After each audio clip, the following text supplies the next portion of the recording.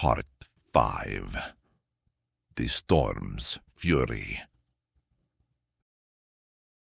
The change was shockingly swift. Within minutes, the gentle snowfall had intensified into a full blizzard. The wind picked up, shifting from a moderate breeze to a howling gale that seemed determined to scour them from the face of the earth. Vlad helped Yuri down the hill, away from the cliff edge. His brother's injured leg was bleeding, leaving small red spots in the snow. With each step, they needed shelter, needed warmth, needed help. The settlement was still visible ahead, tantalizingly close, maybe just over a kilometer away. So near, and yet in these conditions, it might as well have been on the moon. "We have to keep moving," Vlad said, raising his voice to be heard over the wind. "If we stop, we die." They struggled forward. The wind was pushing against them now, a physical force that seemed designed to drive them back. The snow was coming down so thick they could barely see 5 meters ahead. Vlad kept one hand on Yuri's shoulder, terrified of losing him in the whiteout. 20 minutes later, Yuri collapsed. "I can't," he gasped. "Vlad, I can't feel my leg anymore. I can't keep going." "Yes, you can," Vlad insisted, trying to pull him back to his feet. "Come on, we're almost there."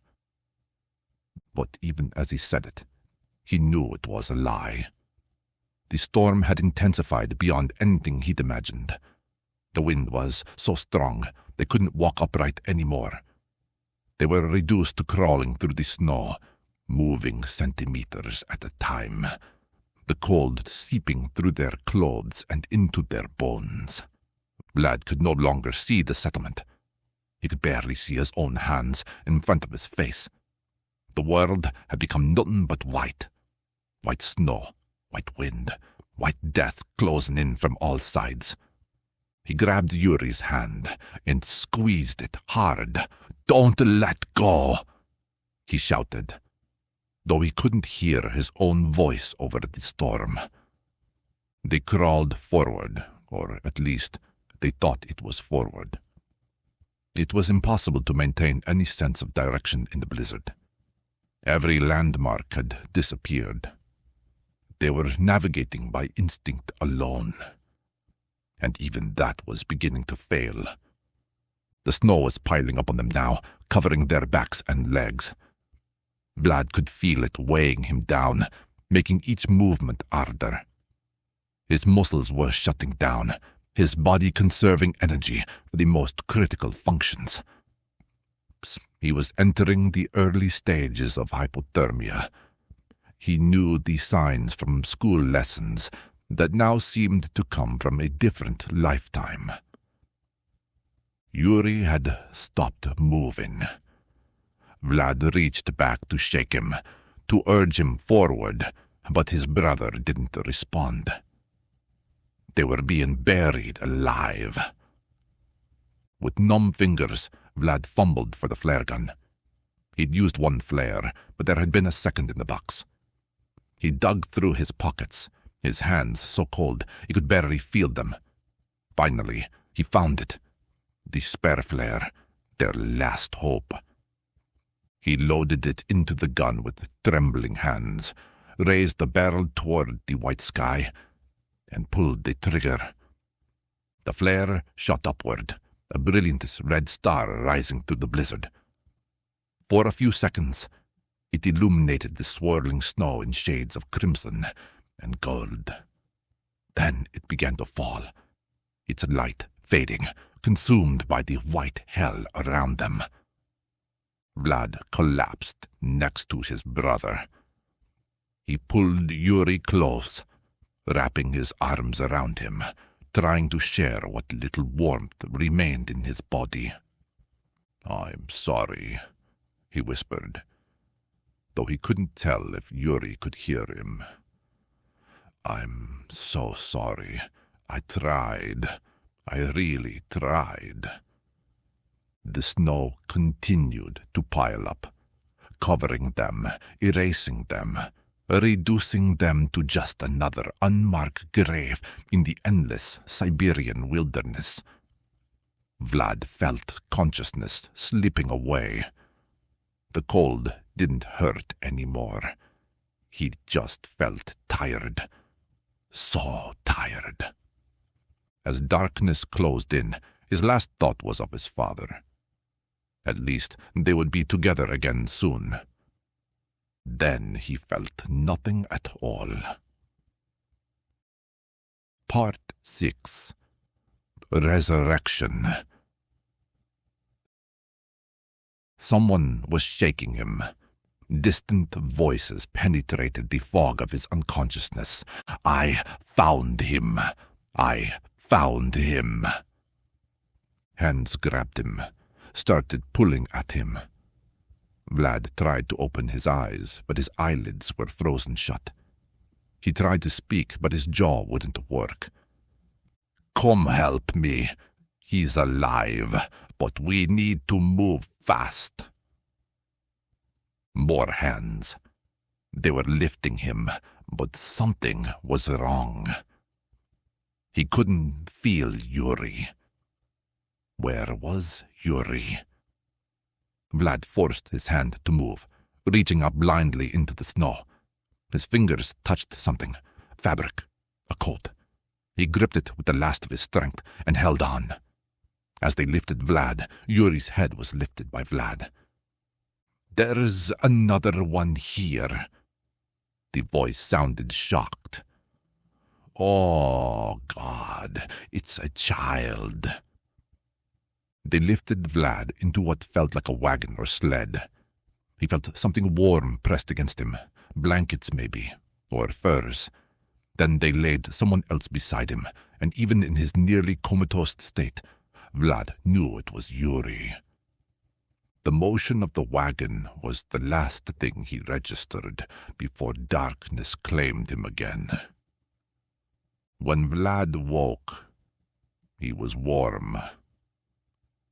It was such a novel sensation after so many hours of brutal cold that at first he didn't trust it. He lay still, eyes closed, taking inventory of his body. His fingers and toes hurt with the fierce burning pain of returning circulation. His face felt raw and tender. His lungs ached with each breath, but he was alive. He opened his eyes. He was in a small room with rough wooden walls and a low ceiling. The fire crackled in a stone hearth, filling the space with welcome warmth. He was lying on a cot piled with heavy blankets and furs. And sitting in a chair beside him, wrapped in similar blankets, was Yuri. His little brother was awake, his leg bandaged with clean white cloth. When he saw Vlad's eyes open, his face lit up with the most beautiful smile Vlad had ever seen. "Good morning, Vlad," Yuri said, his voice hoarse, but full of joy.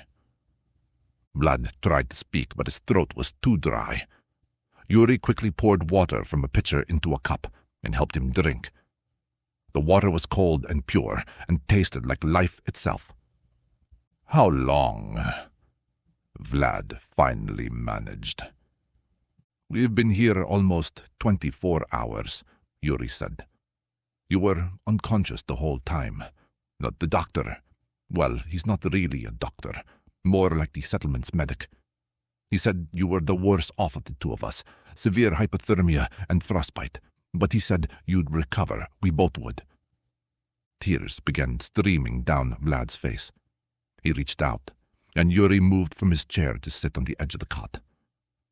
They embraced, both of them crying, both of them overwhelmed by the simple miracle of being alive. "I thought we were dead," Vlad sobbed. "I thought I'd killed us both." "But you didn't," Yuri said firmly. "You saved us. That flare, The men from the settlement saw it. They were already out searching when the storm hit, looking for anyone who might be stranded. Your flare led them right to us. If you hadn't fired it, they never would have found us in time." An older man entered the room, stocky and weathered, with a thick beard and kind eyes. "Ah, you are awake. Good. I'm Boris Mikhailovich. You boys gave us quite a scare."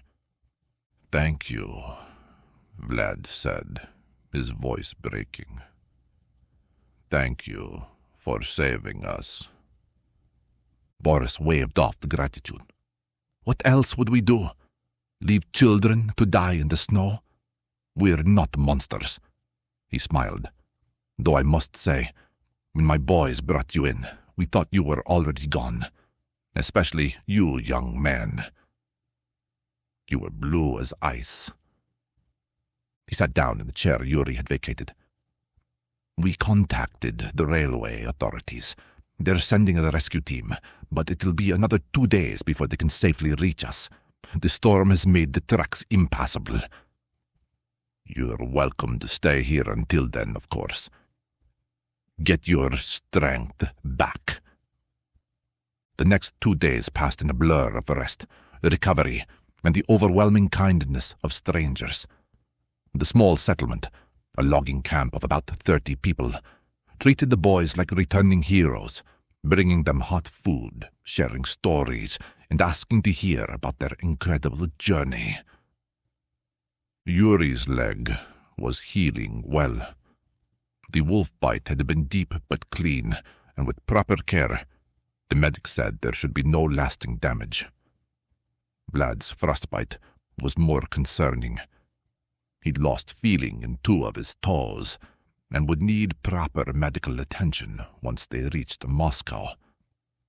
But he would keep all his digits. On the morning of February 3rd, the railway rescue team arrived. They brought news. The authorities had been searching for them since their train car was discovered missing. Masha had been frantic with worry, but she was recovering well from her heart attack and was waiting for them in Moscow. The journey to Moscow took another 2 days, this time in a properly heated train car with functioning everything. When they finally arrived at Yaroslavsky station on February 5th, exhausted but alive, Masha was waiting on the platform. The reunion was everything Vlad had hoped for, and more. His mother held them both, sobbing and laughing, and checking them over for injuries all at once. Aunt Katya was there too, tears streaming down her face, thanking God in a continuous stream of prayers. 2 days later, on Orthodox Christmas, January 7th by the old calendar, they gathered in their new apartment. It was small but cozy, with 2 bedrooms and a view of a snow-covered park. Masha had decorated it as best she could with what little they'd brought from Novi Urengoy. They sat around the kitchen table, sharing a simple meal of bread, cheese, and preserved vegetables. There was no tree, no presents, no elaborate celebration. But none of that mattered. "Your father would be so proud of you," Masha said, her eyes red but her voice steady. "Both of you. The courage you showed, the way you took care of each other. Dmitri always said you boys were special. He was right." Vlad looked at his brother, seeing the changes that their ordeal had wrought. Yuri seemed older somehow, more serious, but also more confident. They'd been through hell together and emerged on the other side. "We learned something out there," Vlad said slowly, working through thoughts that had been forming over the past days. "Life is fragile. Life is short. We could have died a dozen times over, and we almost did. But we didn't, because we had each other. Because we refused to give up. because we fought for every single breath. He reached out and took Yuri's hand, then Masha's. Papa gave his life, trying to give us a better future. The least we can do is honor that sacrifice by living the best lives we can, by being there for each other, by never forgetting how lucky we are to be alive. Yuri squeezed his hand. Together? Always together, Vlad confirmed. That's what family means. Masha raised her glass of water in a toast. To Dmitri, to family, to survival, to new beginnings. They clinked their glasses together, the sound ringing clear in the warm apartment. Outside, snow was falling again, but inside, in this small space filled with love and hope, and the unbreakable bonds of family, it was warm. The end.